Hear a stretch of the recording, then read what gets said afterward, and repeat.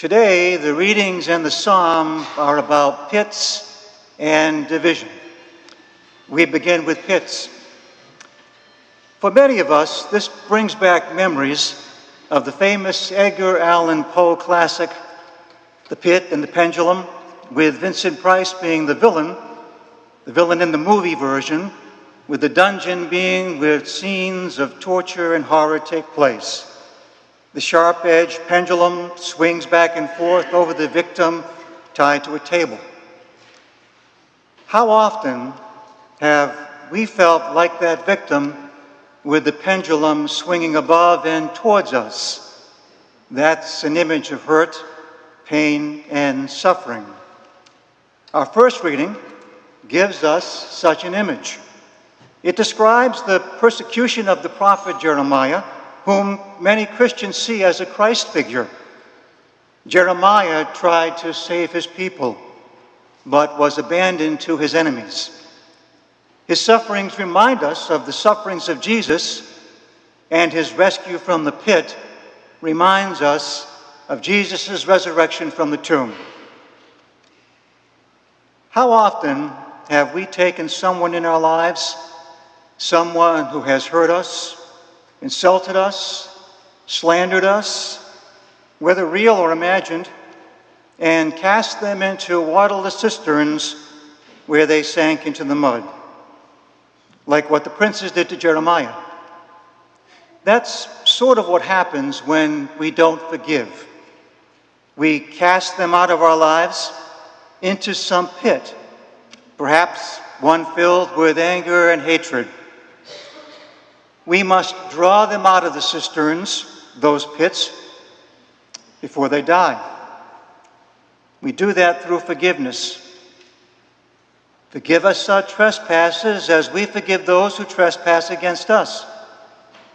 Do we take the Lord's Prayer seriously?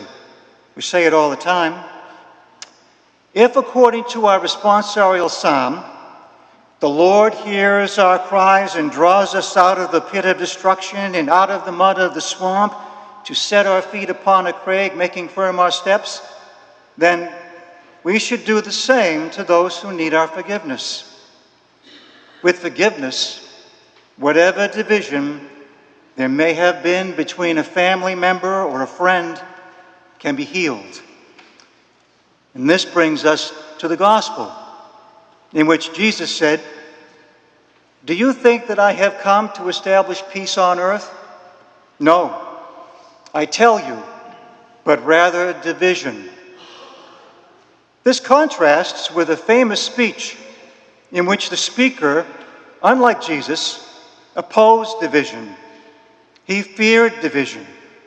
In fact, he made it clear that division would lead to the fall of a nation.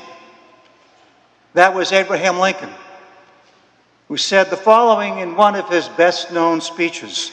Lincoln said, "A house divided against itself cannot stand. I believe this government cannot endure permanently half slave and half free. I do not expect the Union to be dissolved. I do not expect the house to fall, but I do expect it will cease to be divided. It will become one thing or all the other."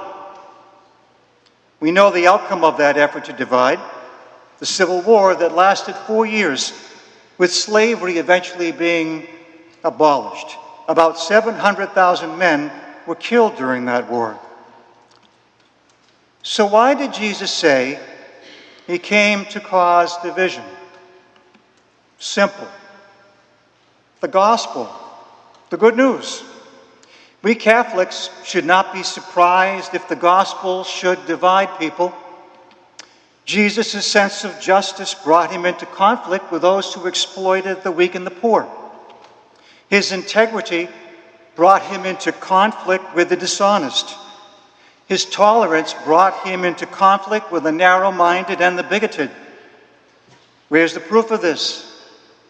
His many parables give an abundance of evidence. Jesus said to his disciples, "I have come to set the earth on fire, and how I wish it were already blazing." And he certainly did. Jesus' teaching caused division even within families. He disturbed and shocked people.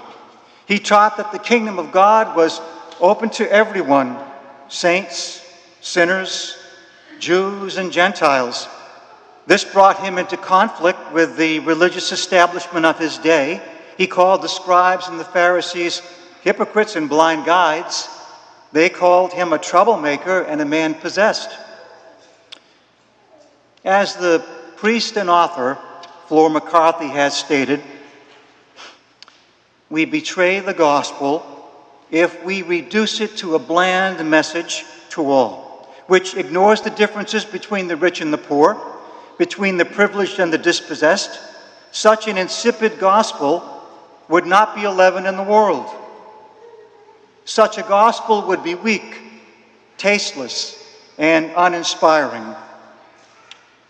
Jesus' message to all of us is not to be hypocrites and blind guides, but to be troublemakers on behalf of the gospel, to be leaven in the world, to inspire, to be true to his teachings, such as removing those in pain from pits of loneliness, despair, hurt, and guilt.